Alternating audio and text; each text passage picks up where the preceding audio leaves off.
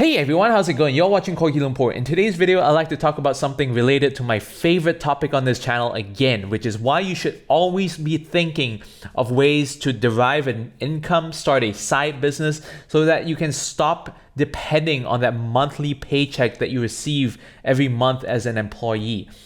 The reason that I'm going to talk about today is going to be something that I've never heard anyone in society ever bring up, and I think it's very important that I do. I mentioned this in a previous video or two, so this might ring a bell if you've watched my previous videos. But what I said is I don't want to fuck around and find out when I'm 50 as an employee. Now, I'm not anywhere close to 50, hopefully you can tell, but this is something that I've talked to a lot of people about, that I've told people about, and they think that I'm out of my mind because you're not anywhere near that age. Why are you thinking so far ahead?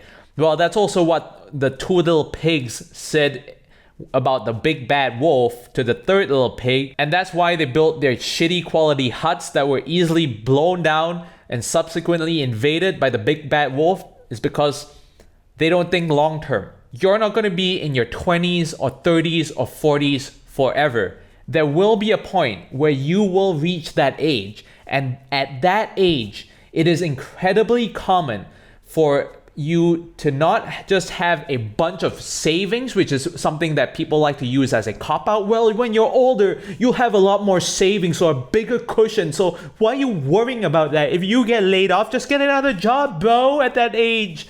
Well, age discrimination is still alive and well, and it is never going to go away, for starters.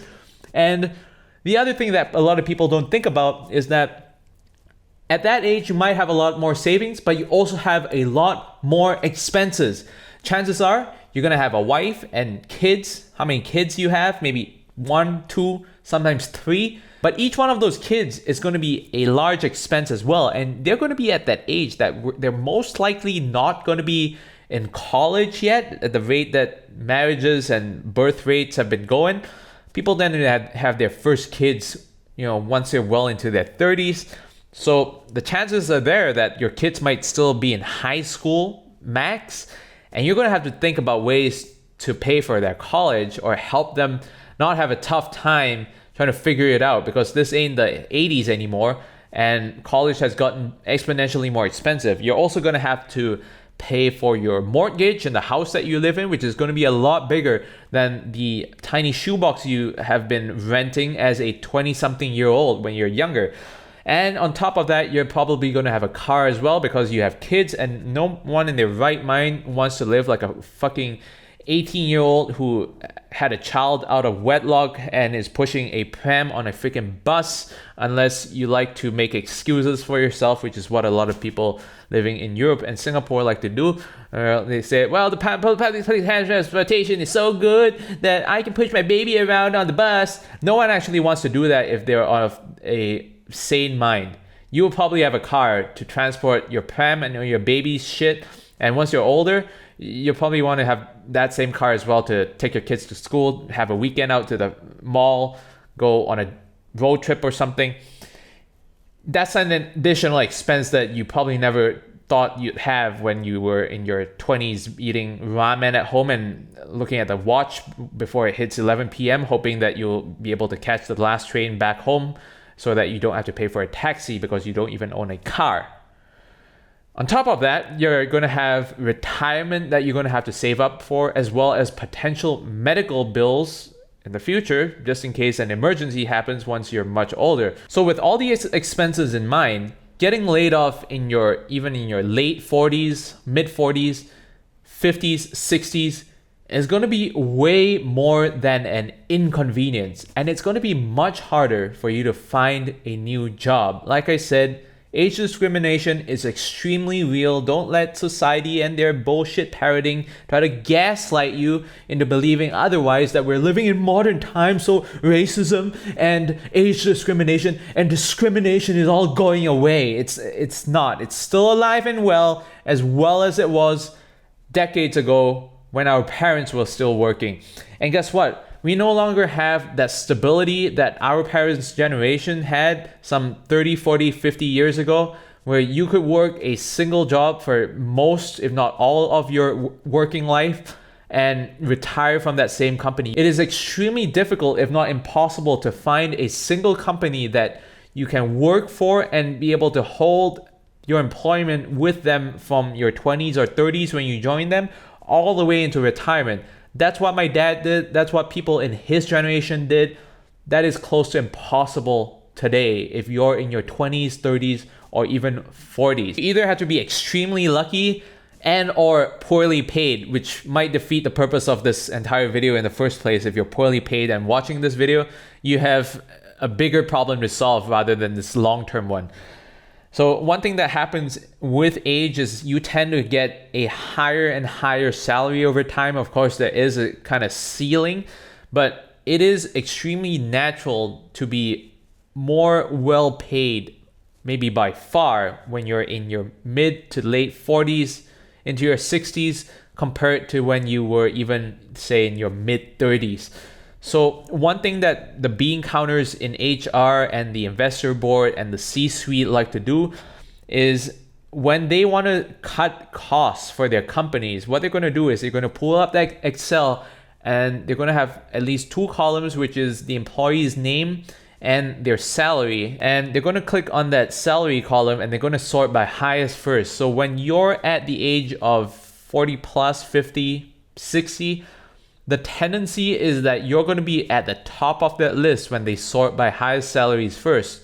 And that also means that you're going to be one of the first few to be kicked out of the company when they want to eliminate people to cut their costs and increase profit expense ratios for the board and all their shareholders so that prices of their shares will go up. And that problem compounds because you're not going to be in your 20s or 30s anymore. So it's going to become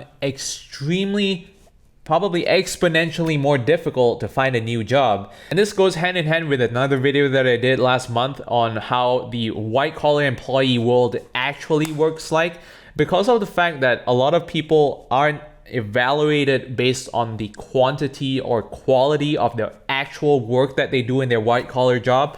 They're evaluated on the asses that they kiss, the amount of lying and embellishing that they do at the workplace, the rubbing with the right shoulders, sleeping with the right people, saying the right things, all these soft skills as society likes to call them. It isn't really a priority for most companies to hire someone who has 30, 40 years of experience, because we've been misled for most part by both the mainstream media and society around us that more experience is better. There is a point of diminishing returns for experience, which I personally would kind of peg around 5 to 10 years of experience. What most companies really want is a person who can say yes and enable the psychotic goals of their sociopathic managers and C-suites and investors. They're not looking for someone who can actually do real work in most white collar industries. As a result, when you are laid off, when you're in your late 40s or your 50s or your 60s with so many years of experience, that experience ain't gonna do shit for you because it's not valued in the first place. So when you reach that point and you're unlucky enough to have gotten laid off, you're going to be fucked. And what makes it even worse is that the chances of you getting laid off at that point in your life, assuming you're in your 20s, 30s, or even early 40s at this point, is just going to increase every single year. Look at the number of layoffs that have been happening over the past many years, and that kind of escalated starting 2023. You get a lot more news of layoffs in 2024 and a lot more of that news in 2025, and we're barely in the first half of 2025. And companies aren't just laying people off the traditional way, in the sense that they're picking out people from that Excel list and telling them you're fired, your last day is this day next month after your notice period, blah, blah, blah. They're also doing what is known today as the soft layoff, which is making the workplace as undesirable to work in as possible in order to encourage people to quit on their own. And the advantage of them doing this is they don't have to pay a severance to people anymore, because if they choose people that they want to kick out, they might have to either pay them severance and or deal with a court case.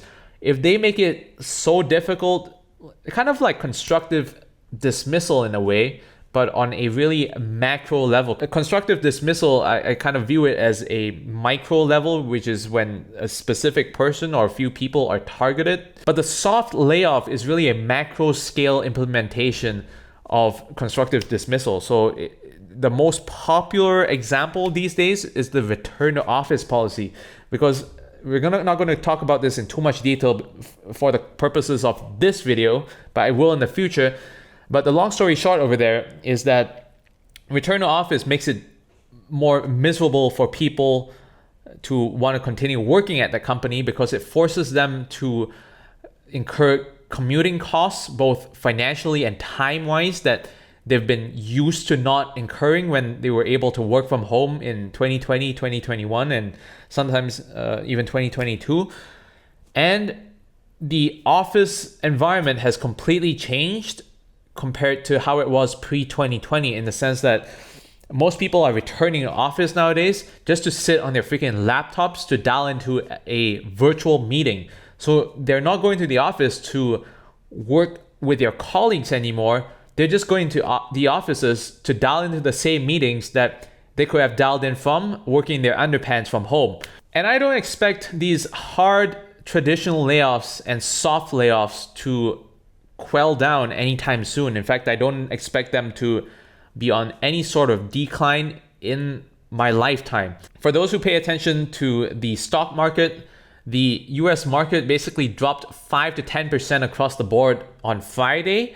This morning on Monday, Asian time, there was a 10% drop in the Chinese stock market, as well as a trading halt in the Japan stock market, the Nikkei. And things are going to get a lot worse before they get better. And so the chances are there that you're going to be laid off at least once in your lifetime in the next few decades of your work life as an employee. And once is really an optimistic number. I think most people will get laid off at least 2, 3, 4, 5 times in my generation and the new generation that's coming out of college right now in their lifetime. So with that kind of probability, you don't want that to happen when you're 50, because of all the things that I just described. You might be fine picking yourself back up after the fall when you're in your 20s or even your 30s, but the chances of you doing that diminish once you get older, because like I said, your expenses increase, you're increasingly unhireable.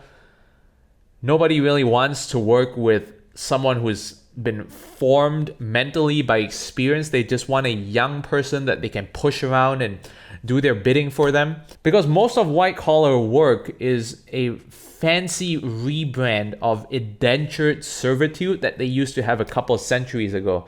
It's not that they really value experience. A lot of it is a charade, much like everything else that you see how the white collar world operates. And that is why it is so important, and I keep talking about it, that everyone needs to find that escape hatch. And if there isn't an escape hatch, they need to freaking start digging their own tunnel to escape the societally sanctioned abusive relationship that is the employer-employee relationship in the white-collar world.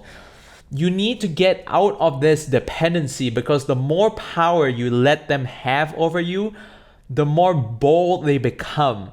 And the more bold they become, the more powerless you become in turn. And it will arrive at some point, and I pray that it doesn't reach that point, but looking at the way that society is outside of America especially, where all the people around us seem to be like freaking dreaming sheep, it's going to get a whole lot worse for a long period of time before it gets better. That's it for today, and I hope you learned something. See you all in the next video. Goodbye.